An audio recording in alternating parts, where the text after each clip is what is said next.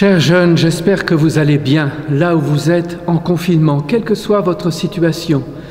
Et puis je me rapproche aussi de ceux qui vont peut-être un peu moins bien parce que l'avenir, parce que les incertitudes, parce que peut-être la maladie, peut-être le décès, la disparition de tel ou tel de vos proches. En tout cas, je voudrais, avec ces quelques images, vous proposer quelques éléments pour bien vivre cette semaine tout à fait capitale dans laquelle nous sommes.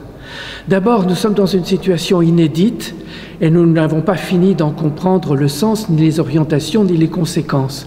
Mais moi, je voudrais déjà vous appeler à prendre conscience ou à réfléchir à 3 points. Le premier, c'est que nous sommes fragiles.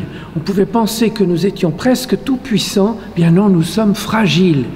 Et puis ensuite, nous sommes responsables, c'est-à-dire que nous nous apercevons que de la manière dont nous nous comportons, nous pouvons faire du bien aux autres ou au contraire leur faire courir des risques. Et c'est pas rien dans une existence humaine de se dire « je ne suis pas le centre du monde ».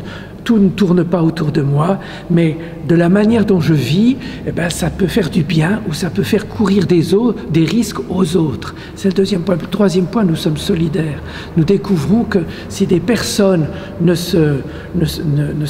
prenaient pas des risques pour nous, pour nos malades, pour notre société, eh bien les choses seraient encore pires. Alors voilà, c'est ce que je vous livre d'abord, mais je ne voudrais pas m'en arrêter là. Vous savez comme moi que nous sommes dans une semaine tout à fait particulière. Nous nous préparons à vivre Pâques. Qu'est-ce que ça veut dire ?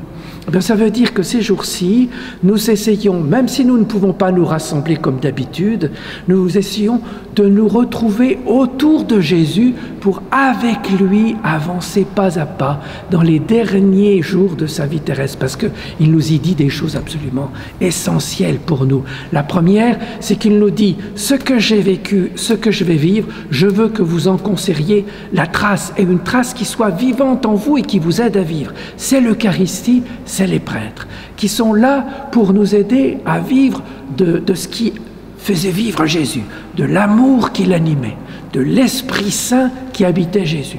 Puis ensuite, c'est Jésus, le vendredi saint, c'est Jésus qui ne donne pas simplement des signes comme la veille, comme le jeudi saint, mais qui se donne, et qui se donne jusque sur le supplice de la croix.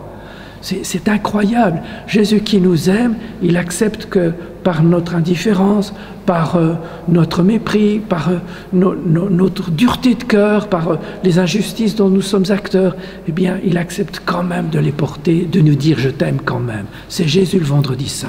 Et puis, le samedi et le dimanche, eh bien, c'est Jésus qui manifeste que la mort n'a pas de pouvoir sur lui. L'amour a le dernier mot. Et il nous invite à vivre comme lui.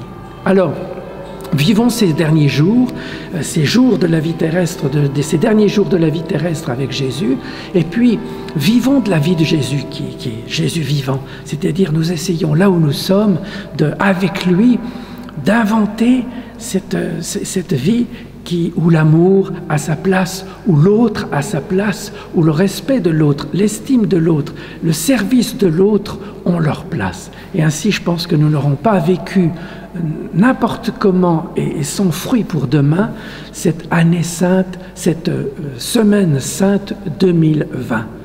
Voilà, je vous dis encore toute mon affection, toute ma prière, et je vous souhaite une bonne et sainte semaine, joyeuse fête de Pâques.